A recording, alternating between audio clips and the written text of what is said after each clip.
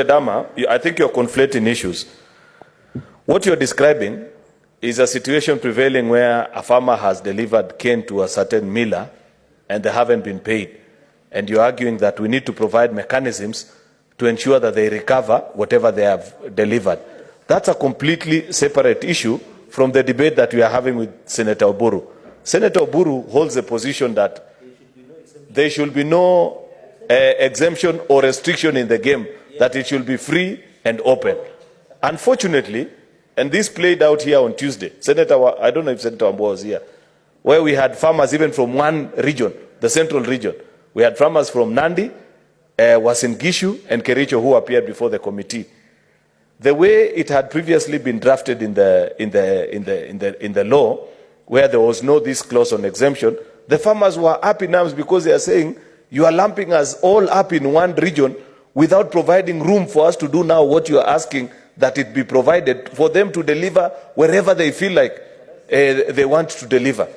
And that is why we have provided this exemption with conditions saying, number one, you demonstrate that you had a pre-existing agreement with a miller and say, despite the fact that I am in the central zone, already I have an agreement with another miller. Please exempt me from that. Or two, B, the grower is not indebted to any miller or outgrower institution within the sugar zone, meaning that you don't owe anybody any money. You're not running away from anybody. And C, finally, you don't have a supply agreement between you and any of the miller within that particular region. So I think, Senator Oburu, this is a perfect middle ground, given the fact that in the absence of this law, of this Part 19A, you are left only with Clause 19 as it is, which has put farmers into zones with no exit clause for them. Yet there will be farmers who, because of what you have described, they feel a certain miller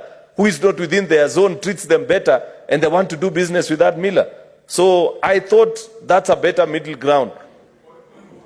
The only point that has been raised, Chair, which I want to, maybe the committee, we need to reflect. You know, an average farmer in Kipsigis or whichever part, how to access the board is something that perhaps the committee needs to guide us on how that will be done.